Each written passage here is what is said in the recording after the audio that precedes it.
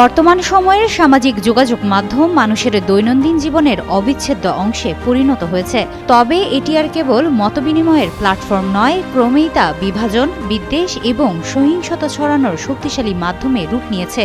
এর পেছনে গুরুত্বপূর্ণ ভূমিকা পালন করছে অদৃশ্য এক নিয়ন্ত্রণ অ্যালগরিদম। এখন প্রশ্ন হলো, কি এই অ্যালগরিদম, কিভাবেই বা কাজ করে?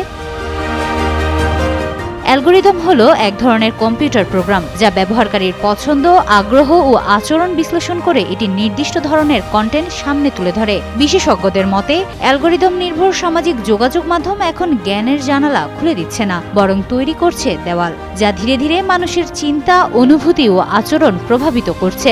মানুষ জানছে কম, কিন্তু বিশ্বাস করছে বেশি। আকিজ নিয়ে এলো বিশ্বমানের বেবি ডায়াপার মাম্মাম। কটনি সফট ম্যাটেরিয়াল, বাবুকে দেবে র্যাশ ফ্রি সুপার কমফোর্ট। গুজব, উস্কানিমূলক কন্টেন্ট এবং নেতিবাচক ভিডিও যুব সমাজকে মব, গণপিটুনি ও সহিংস অপরাধের দিকে ঠেলে দিচ্ছে। একই সঙ্গে অতিরিক্ত ব্যবহার ও এ ধরনের কন্টেন্টের প্রভাবে মানসিক স্বাস্থ্যের উপর মারাত্মক প্রভাব পড়ছে। মানুষ একাকিত্ব, হতাশা ও বিষণ্ণতায় ভুগছে।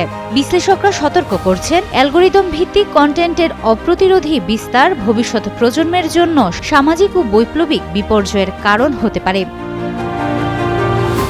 বিশ্বের বিভিন্ন দেশে সামাজিক মাধ্যমের নীতিমালা ও কন্টেন্ট মডারেশন রয়েছে, কিন্তু স্থানভিত্তিক সাংস্কৃতিক বৈচিত্র্য বিবেচনায় নেওয়া হয় না। ফলে দেশের ব্যবহারকারীরা অনৈতিক বা বিভ্রান্তিকর কন্টেন্টের প্রভাবে সহজেই প্রভাবিত হচ্ছে।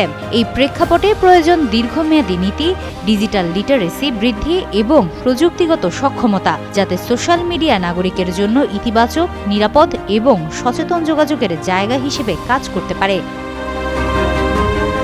ডিএমপির গোয়েন্দা সাইবার অ্যান্ড স্পেশাল ক্রাইম বিভাগের উপপুলিশ কমিশনার হাসান মোহাম্মদ নাসের রিকাবদার বলেন, অ্যালগরিদম সোশ্যাল মিডিয়ার ব্যবসায়িক পলিসির অংশ।